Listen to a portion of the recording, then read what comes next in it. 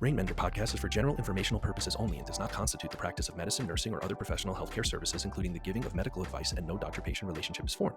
The use of information on this podcast or materials linked from this podcast is at the user's own risk. The content of this podcast is not intended to be a substitute for professional medical advice, diagnosis, or treatment. It is strongly recommended that all users of this podcast should not disregard or delay in obtaining professional medical consultation for any medical condition they may have. Listeners should seek the assistance of their personal healthcare professionals before making any decisions about their medical care or treatment. Thank you for listening to BrainMender. Welcome to another episode of BrainMender, and thanks for joining us. Today we have our incredible guest, Scott Jennings, joining us. With over a decade of experience in the capital markets, Scott has developed a passion for impact investing in health and wellness, especially in the cannabis industry. He's the owner and CEO of Flower Market Cannabis Delivery, an online destination for modern plant medicine that delivers natural products to help with sleep, relaxation, immune support, and more. He's also the founder and CEO of Pantry, a better-for-you CPG company that combines nutritious food, adaptogens, and cannabis to create innovative products that fuel a healthy body and mind. Lastly, and most recently, he acquired Xenodose, which many people feel is a healthier plant-based alternative to Adderall. In addition to running 3 cannabis companies, he's also an active investor in the sector and other high-growth industries. He has invested in or advised veteran and female-led businesses while also investing in Tesla, Palantir, Blackstone, and other attractive high-growth public companies. Scott leverages his financial, market research, and entrepreneurial skills to identify and seize opportunities in the fast-growing and dynamic industries such as cannabis, technology, and AI. So without further ado, let's welcome our guest, Scott Jennings. Thanks for coming, Scott. Thanks, Sean. Great to be here. Yeah, it's really great to have you, and I'm so excited to talk to you about some of these topics. I mean, I like to start it off, if you would, but just explaining to me your journey into the cannabis industry. How did you land here from the capital markets? Yeah, so being on Wall Street for a decade, I always looked at high growth trends, and you can't ignore technology, one of the ones you covered in my bio, but America is unhealthy, and the trend for people looking for healthier alternatives is well established. It's not a fad. And so when you look at cannabis, and I had just moved from New York to California, it was really starting to, pave the way for legalization here in California. And so that started opening my eyes to say, pairing my passion for the plant and that cannabis is a healthier alternative for me. I used to own a bar and run a bar in New York City, and I definitely prefer cannabis over many other alternatives. So I paired my passion and my knowledge of the plant with data. And when you look at the data, I think people struggle to fully understand the potential of this plant. And I think it's part of the reason why it was bastardized or made illegal, because it is so valuable and it can do so much. And, you can go to the hemp side, you can go to the medical side. I'm sure we can get into it, but I think that we'll see revisions for years and years to come about the potential size of this market and the growth of this market, especially once we fully remove the shackles of federal keeping it restrained and illegal. Once we legalize it and get research going, I think you're going to see this thing just continue to grow rapidly for decades to come. Yeah, and you touched on so many important points there. And I guess two of the interesting things that I hear are federal intervention and legalization. And it makes me feel like, well, there's the medical side of things and there's the recreational side of things. And those aspects somewhat compete in people's minds of like, well, what is this? So like you said, for some people, it's an alternative to alcohol. It's a healthier way to kick back with your friends, and it's certainly associated with less long-term complications than alcohol, and certainly, much less of a hangover, obviously. But it's also medicinal, and it has all of this burgeoning evidence that it has medicinal uses, but the ability to research that is hampered by federal oversight. And it kind of it kind of leads me to ask you about Xenodose, because this is a really interesting product, and we'll talk about it in a bit of depth, and there will be a link to the website for those of us who want to look deeper. But for our listeners, Xenodose is a really innovative take on what THC can do for people when it's taken in very low doses, and some people call that microdosing. And take us through it. It's 0.4 milligrams. Is that the dose? That's the dose, that and L-theanine. So those two things combined together, and I can rap on it for a while, because what an interesting product to some people. Not enough to do anything to heavier consumers, to consumers that are looking at it as a daily supplement, right? To take and be comfortable going to work. There is this real, sticking point around cannabis consumption and going to work. We remember the old advertising days where you're drinking your whiskey and having your cigarettes while you're working, right? I think that, I could never do that today, but it's interesting to think about how cannabis can play a role in helping people, be the most efficient they can, or be as proactive as they can. And I think this also hit a personal nerve with me, Sean, because when I was on Wall Street, you'd see the mothers around the desk, and they bring their kids in. And, I was prescribed Adderall, and then I was prescribed more Adderall. It was, it felt like a very similar, opioid kind of situation. Oh, you want more? Here's more, right? And then you start seeing other mothers, kids. I don't even know if there's an age limit on Adderall, but you saw them trying to prescribe Adderall very young. And Adderall, sure, it has its place for medical needs. However, I found the side effects to be very bad, and I found it to be addicting. And so, it had to go in my life, right? It was one of those things that I wanted to move away from. And I started looking at the reviews of Xenodose, and I started to see the loyalty of people taking it every day. And it's not what you would think and what most people prescribe. It's like, oh, you took cannabis, you're stoned, right? It's like, no, you're looking at this person like they just had a coffee. They're completely normal. They're active. They're aware. They're alert. And, I wrote a little note here, and it reminds me of the yoga sayings, is like, sometimes less is more. And so sometimes with all this stimulation going on to our nervous system, it would align with my insights that by slowing down the brain a little bit with a little bit of THC could produce more output, because your brain's not working so much on overdrive trying to think about everything you're trying to do. So, a little less to get a lot more is something that was very attractive to me. And just to tie it back to investing, Sean, a lot of times investors will look at data to make a decision. But there's a combination of looking at data and looking at vision, right? You have to see where markets are going. How many people, poo-pooed on Netflix, like when it was so small, or Tesla when it was small, EVs, who wants Redbox DVDs, But if you look at the trend line, and you look at how many people are on Adderall, and then how many people are trying to get off Adderall and get to healthier substances, and how people are looking for a productivity supplement to help them throughout their day, I don't think you're going to see like massive data, but you're going to see these small trends. And if you can have the vision of where that can go, and I only see Xenodose, this is formulation one. We've talked to people that take it for work, and we've talked to people that want to take it for action sports.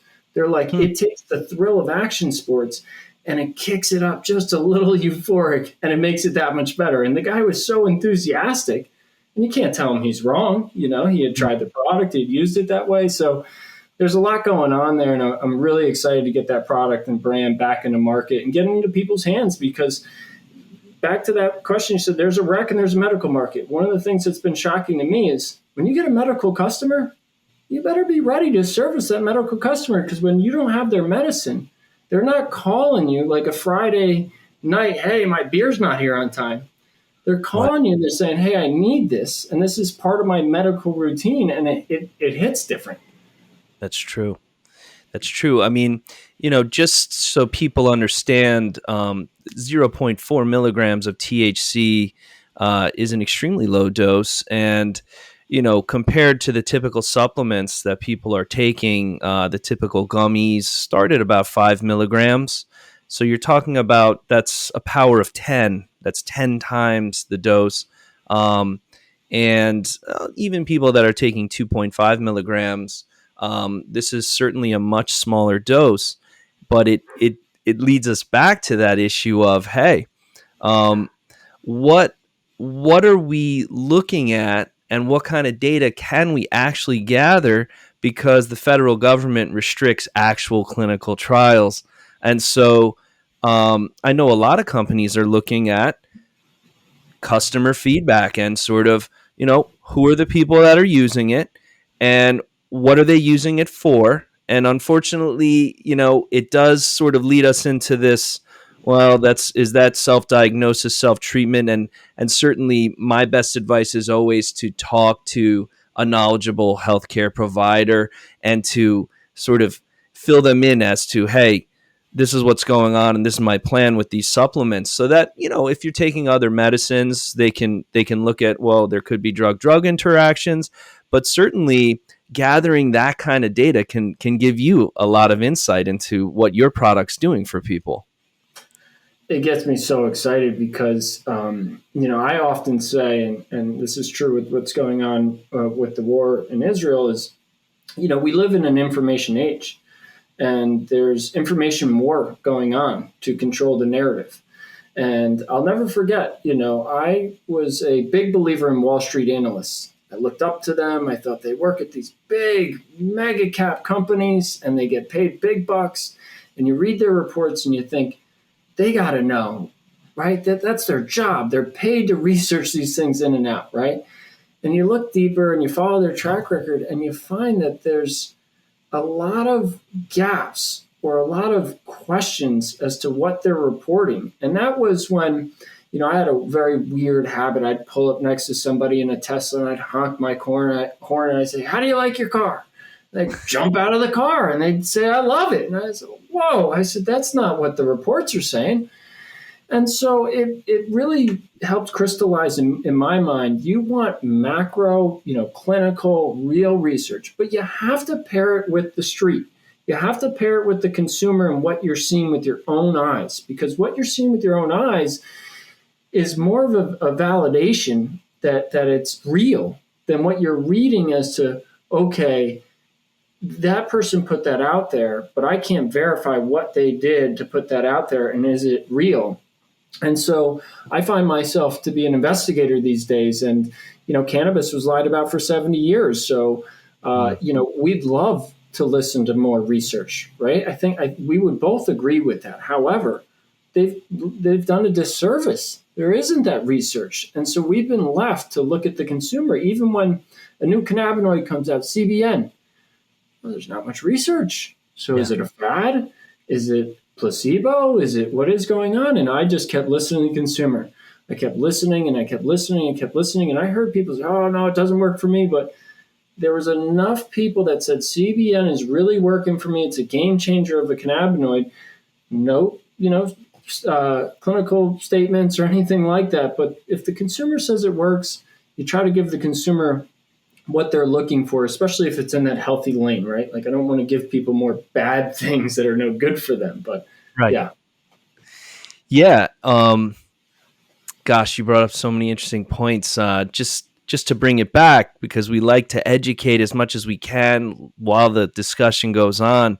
CBN is a sort of byproduct of THC. As THC gets broken down both in the plant itself and by the body, you can see some increased levels of CBN, and it does act at the same receptor, the CB1 receptor that we talked about in earlier episodes. This is that more common brain receptor, okay, that's up all over our brain, and that THC acts at, and a lot of our natural endocannabinoids act at. And what CBN does is it binds to that same CB1 receptor that THC binds to, but it has much less potent effects, but it does last longer. It binds to it for a longer period of time. And some people report that it's relaxing and somewhat sedating. And so we're seeing increased use of that with people that suffer from difficulty with insomnia, and people who have nighttime pain and spasms are adding that to either CBD supplement or to a THC containing supplement. And another point that you brought up that got me thinking was that we can't think of any given industry as pure and truth loving in the United States. Unfortunately, I think we've moved past that as consumers, and now it's so important that people educate themselves and find good sources for their research and good sources of information so that they can find out about things. I mean, think about the the opiate epidemic that's going on in our country, and it's been going on, and we've even known about it. And if you think about what went on at Purdue Pharma, and they had federal oversight, they had FDA approval for these drugs that unfortunately so many Americans overdosed on and became addicted to, with the reassurance that that simply wasn't going to happen, that these were safer opiates. And we've seen, if you see what goes on in the news, and there's even been some documentaries in the media about it, there's really no safe way to take an opiate unless it's under the strictest supervision and with a plan to rapidly discontinue those medications once they've begun. And it really begs the question: the pharmaceutical industry, the same industry that produced this crisis, right now is under federal guidance. What else is waiting in the wings? What else don't we know? And unfortunately, what else don't we have access to? So like you've been bringing up, it's a Schedule I drug. There's no research happening right now. Now, as I've mentioned on previous episodes, there is one FDA-approved cannabis-derived seizure medicine. It is pure cannabidiol, and it is CBD, and it's called Epidiolex, and that did get through federal FDA-approved trials, and it was approved. But that is the non-psychoactive component, whereas in Europe, there's a drug called Sativex or Nabiximols, which is sort of a 10-to-1 THC to CBD preparation, and that still hasn't entered any meaningful clinical approval process in the United States because it contains THC. So it's really interesting, and I guess that brings me to my next question for you, which is, how do we measure? So, for example, you have a variety of other products available through your companies that combine food with cannabis and sort of view adaptogens and cannabis as nutrition or food to support well-being. Can you take us through some of those products, and how did you land on what works, and sort of by example, which ones do your clients provide you really good feedback on? Yeah, I mean, this is wrapped up in like one big topic with, mental health, with cannabis and mental health, because there's a couple studies around intention, right? They've done this with water, and I think in Japan they did this with rice. And, if you set a different intention to the water and then it crystallizes, it will crystallize different. And if you do this with rice and you leave the last rice and you don't show it any love, you actually show it neglect, it will, turn brown faster. Now, this is kind of stuff that, even in my purview, is that really true, right? Well, when I posted the question about cannabis and mental health, a lot of people have responded and said, it all depends on your intention. You get out what you put in, right? If you're trying to suppress, you'll suppress. If you're trying to process and heal, you'll heal. And I bring this all up because, when cannabis was legalized, I have a little asthma, and so I always desired a healthier alternative. And what was happening was we were taking something that, I think of sacred, this plant, and pairing it with really poor ingredients, harmful ingredients, inflammatory ingredients. And I said, wow, well, I didn't really want to save my lungs to hurt my body in a different way. I'd love to raise the intention. At the same time, and I know that you're very careful of this, and I've certainly been learning more about this, no claims, right? Like we can't make any claims. So when you look to nutrition and you look to ingredients and you look to adaptogens that have been around for a long time, there is a deeper history there to pull from, right? And so we wanted to start to look into those adaptogens and start to bring those forward and pair those with, cannabis and also just raw cacao. That's one of our base ingredients, right? With no processed sugar, no refined sugar, right? Raw cacao that's rich in antioxidants, right? So having a base substance that your body wants, right? Pair it with cannabinoids that can seep into your spores through the cacao, and then pair it with the adaptogens that also have benefits that have been documented for thousands of years. I mean, I've become more aware of, I always butchered Ayurvedic medicine, and they've been herbs, spices, plants. I mean, they've been healing. I mean, the world healed a lot before we had Western medicine. And so our night bite has been a home run. And, in truth was, I took a stat, I used all the data and all the feedback I could, right? But I said, a gelatin and a gummy. I said, God, this doesn't sound like that's for sleep, right? And then loaded with sugar. I said, that doesn't sound like it's good for sleep either. And so we took the raw cacao base, we mixed it with valerian root and other adaptogens. We mixed it with CBN and THC, right? And we put it out in the market, and it was our best thought, I don't ever think I get something right on the first time. But the consumers have really loved it. And you talk about, cannabis and a healthy lifestyle. Sleep is critical to a healthy lifestyle. So if you get a bad night's sleep, you could be cranky at work. You could be cranky to your family. You get a good night's sleep, you'll go work out. You'll be more patient. Like, it is really foundational for a good day and a good, healthy life. And so I wanted to help people with that. But it was also, before Pantry, it was almost a sleep brand. Because before I wanted to create a host of products, I said, I just want to solve sleep.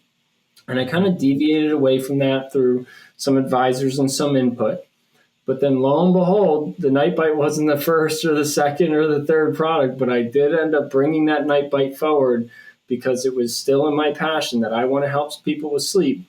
And then you'll look at the data in California, some of the best-selling edibles are in the sleep category. They do have CBN, right? So not only am I seeing that, other consumers are seeing that. Right. But my biggest, differentiator is I go into the store and I pick up every CBN edible. It's all gelatin, corn syrup, sugar, and a little CBN. And I said, you're all trying to gyp the customer with like a little CBN. Like, we don't know how much, right? So we did a 1-to-1 ratio, 5 milligrams THC, 5 CBN. And I talked to a great sleep doctor out here, nationally renowned, and, big conversation about THC and its role in sleep.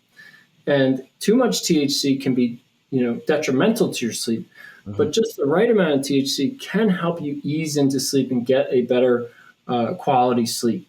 And so that sleep doctor, I got on the phone and I'm looking at him like I'm looking at you, Sean. I'm ready for the feedback. I'm ready. This guy's been studying sleep for 30 years. He goes, you know how many people should get off Ambien and should take this? And he really flattered me. And so that's been a great product. But another one is, I didn't fully know this, but when I got sick, I always consumed cannabis, just part of my lifestyle. And when I started to learn about the antiviral properties of cannabis, I said, that's amazing. I said, there was something there all along. And then I said, well, why don't we pair that with turmeric and ginger and cinnamon and functional mushrooms like lion's mane, right? Why don't we get all that good stuff together? And through COVID, we got these lovely notes of, man, those good day bites with the turmeric and ginger, and it's got the 1-to-1 ratio of CBD and THC. That was really jiving with customers. And, again, it's twofold. Passion, I like to use it for cannabis to help me when I'm sick. But then also, if you look at large CPG, and we have an advisor from Kellogg, they say, look, cannabis may be new, but the consumer's not new. We know what the consumer's been dealing with for decades. Anxiety, pain, sleep, immune support now more than ever after COVID, right? So it's like we look to what big CPG is trying to solve for consumers. We know those are big issues. And then we try to put a unique spin on it with better ingredients and cannabinoids. And then we put it out in the market, and we have, I would say, no expectations at the beginning. We want to hear from customers, right? Like, I love the feedback loop. So those are two of our better selling SKUs, but I'll throw a shout out to one more, which is it's just 3 ingredients. It's really raw cacao, CBD, THC. Again, no refined or processed sugar. A lot of consumers are looking to relax, so it doesn't have all the other adaptogens and purposeful ingredients for sleep. But a lot of consumers take it after a day's work, before they start cooking. It helps them relax, helps them be a little bit nicer to the family. And guess what? It kicks up that appetite a little bit. So you then, after you eat, the cannabis is kind of settled in. You got a little, food in your belly. It's a really nice way to settle down at the end of the day. And it's a much different contrast than people have the nightcap or the alcohol at the end of the day. Is for me, and I wear a Whoop wearable. Alcohol, when I drink it, this thing, it gets so mad at me. It yells at me like, your sleep is terrible. And so it really opened my eyes and pushed me way more over here. You brought up so many interesting points. Take the last one that people think of alcohol. Oh, I'm going to have a nightcap. It's going to help me with the sleep. It's really the opposite. Alcohol is a known sleep disruptor. It reduces that stage of sleep that's most important, the stage 4 sleep, where we dream. And without that stage of sleep, no sleep is actually restful. And it reduces the deepest, the stage 3 sleep substantially as well. And like Scott said, there's no claims to be made, and there's no FDA approved data that shows that these supplements can do the things that they do from a pharmaceutical or medical standpoint. Okay, but certainly what Scott's talking about is the feedback that they're getting from their consumers, the symptoms that people are looking to treat, and the products that they're using to treat them. And so this experience is building, and it's a way to educate yourself about what other people's experiences are. And again, we're talking about sleep doctors and other professionals being in the mix. It's always important to check in and say, hey, listen, I'm looking at these supplements. This is something that I think might help me. And again, when you're looking at states like California, where both medical and recreational cannabis are available, it's out there and it's available to the consumer to use as they wish in a responsible adult way. But what if there are these potential ways that they could be helping us lead more healthful lifestyle, a more mindful lifestyle, than saying, hey, I'm going to have a nightcap. But, well, if you've been listening to us, now alcohol is going to disrupt your sleep.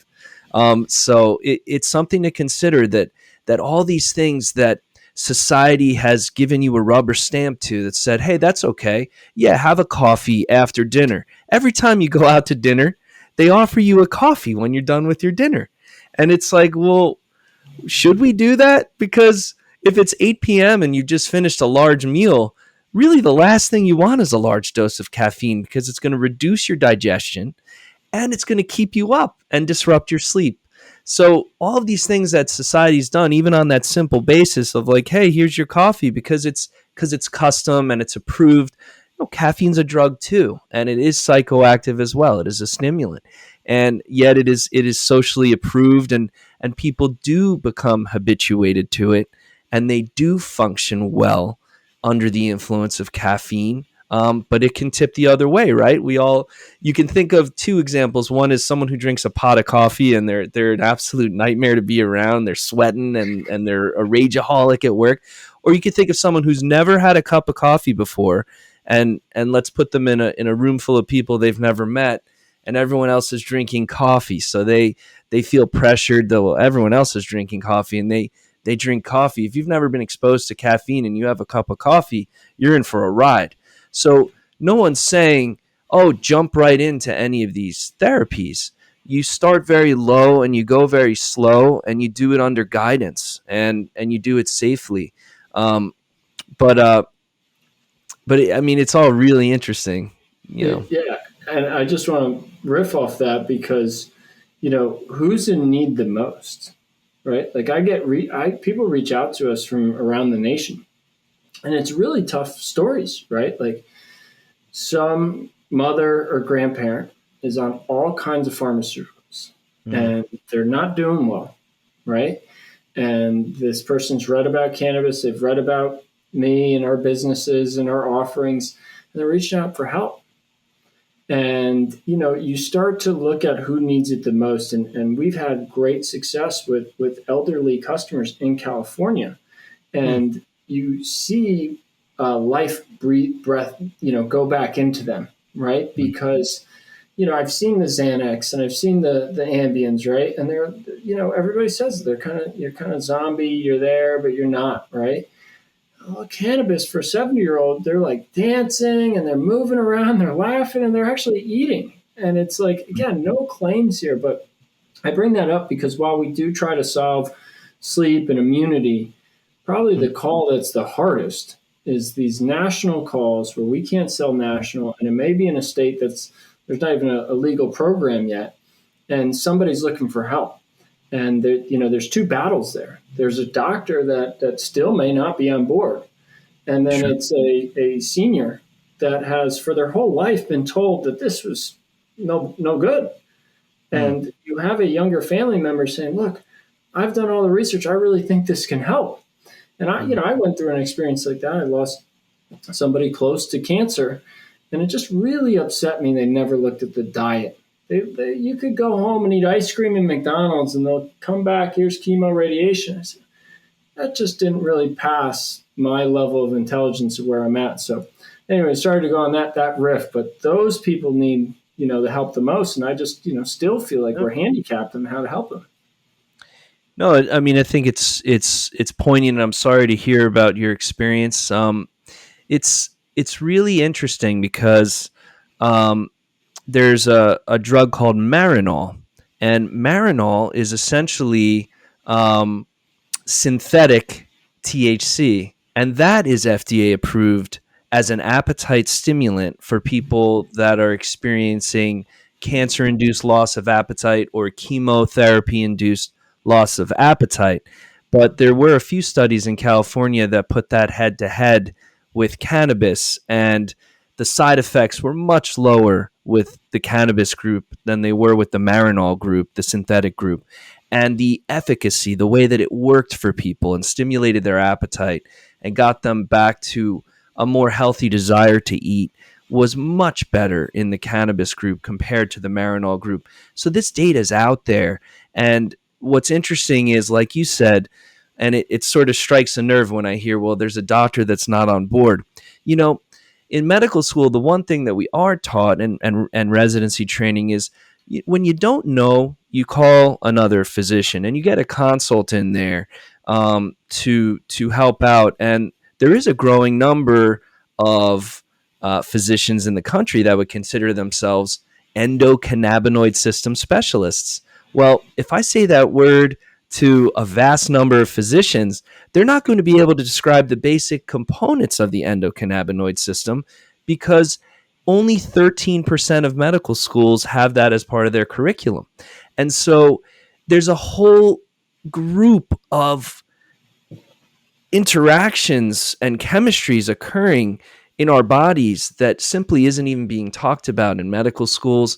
And on the other side of that, there's a group of doctors that have been trained very well in allopathic medicine, but that their training, because of prohibition, has sort of skipped cannabis. And it's a Schedule I drug, and we test for that in the ER, and we say, oh, this person abuses cannabis, like automatic, versus, well, this person has a medical card and they're taking cannabis because they have cancer and they have cachexia from cancer, and they went to a physician that certified them for cannabis medicinals, and the patients reporting that this in fact stimulates their appetite.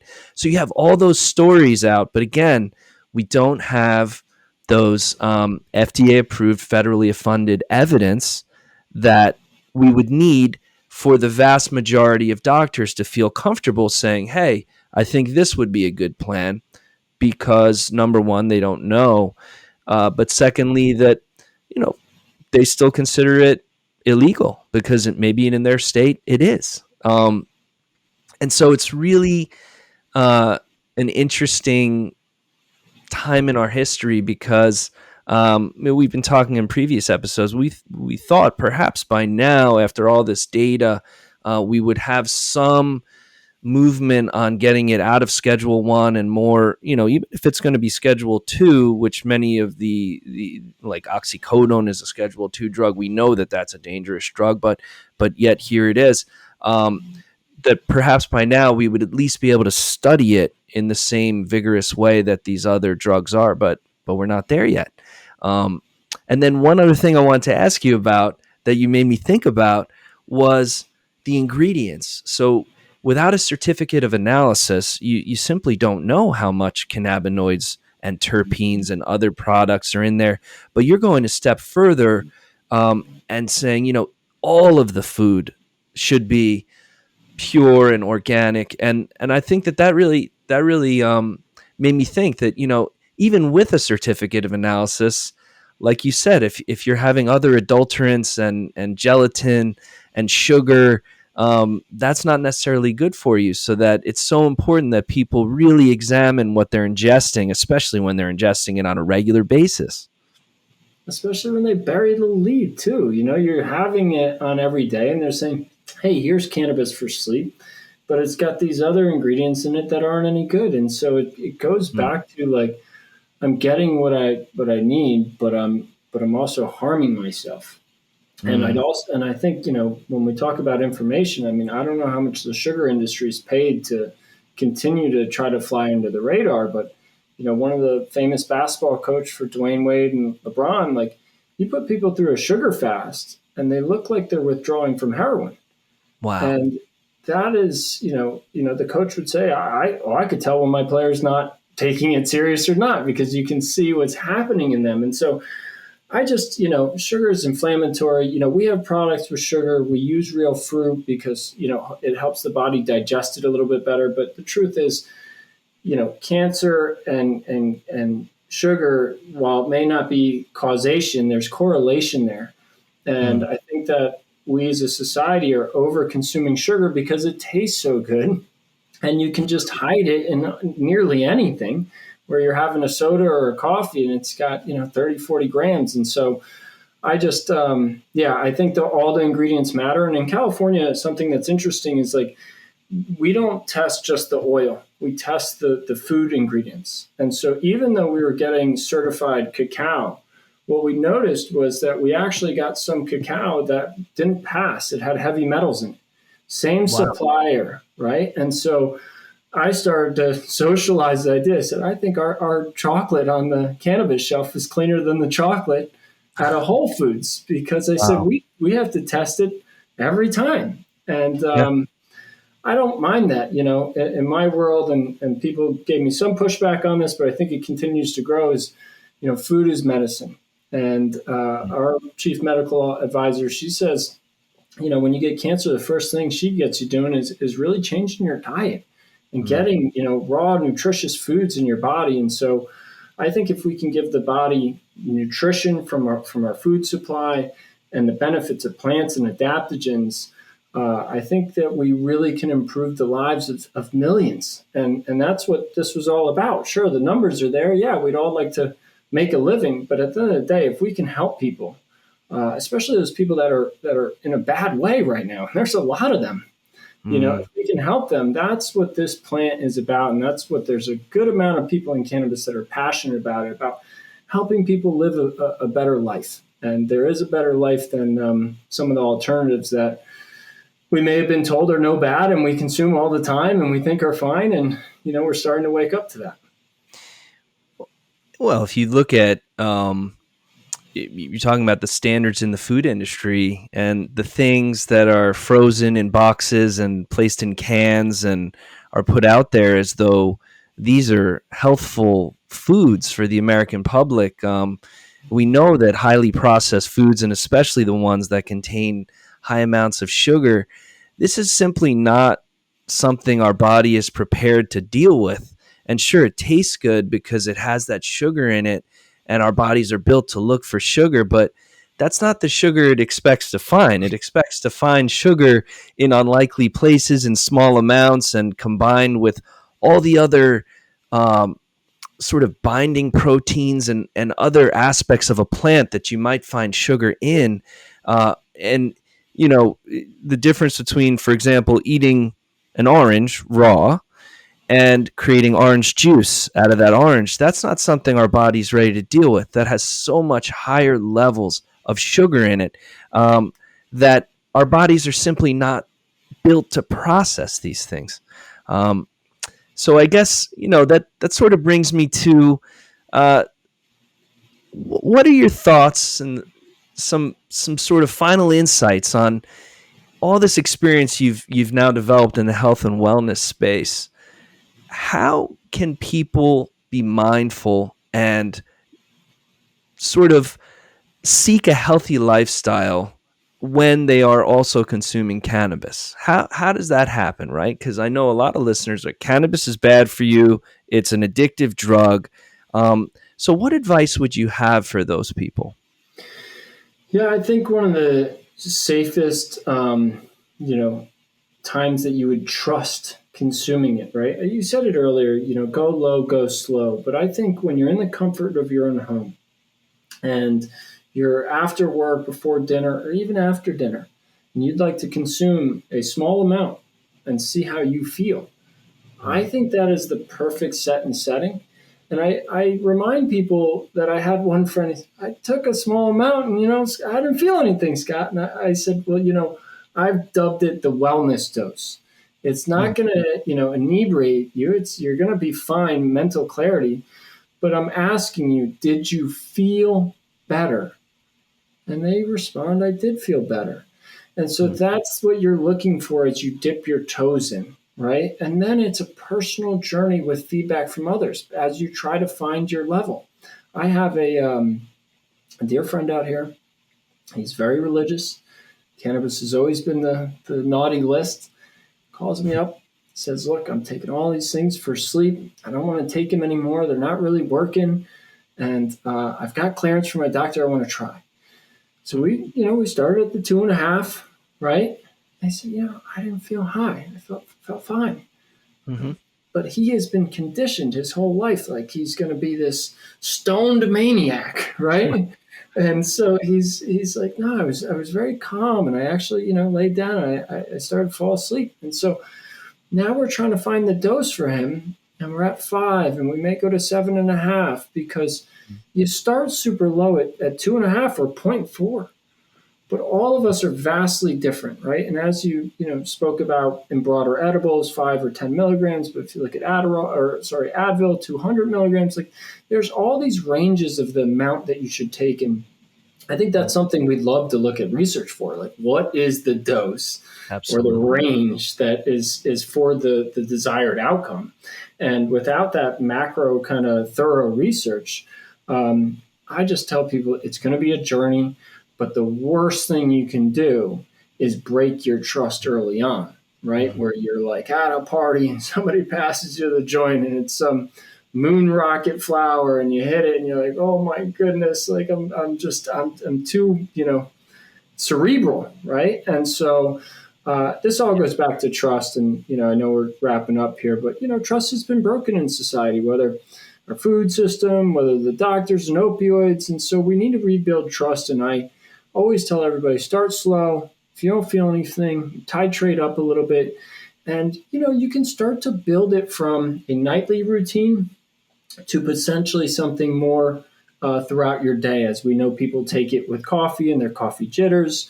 We know people that take it, midday or early day and evening. And that's part of the data that goes crazy in my head. I mean, what substance can be good sun up to sundown for different consumers? I mean, that is the possibilities just increase the total addressable market. And so start in a place you're comfortable with. Make sure you've got, a friend that has experience or a family member that you can call or text. And, remember that this is not as harmful as a lot of the media has made it portray. And a lot of times they say we are our own worst enemies. And so a lot of times we think something's going to happen that doesn't happen.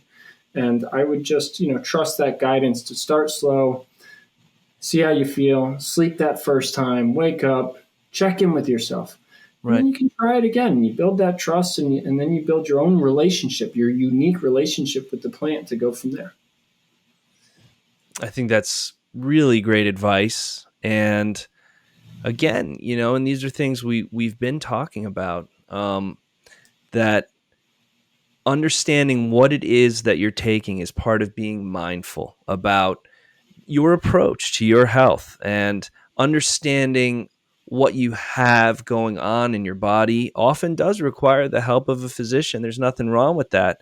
And really being open to discussions with your physician, and finding a physician who understands the supplements that you're looking at and what they might do with your body and how they might interact with other drugs that you might be taking for other symptoms and for other diagnoses that you might have.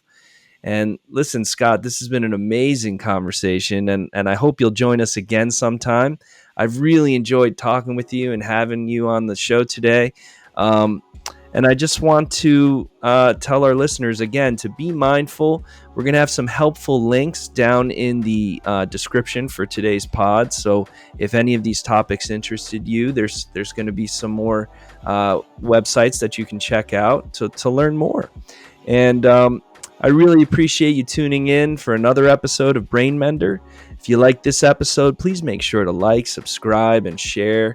And check us out on your favorite podcast platform.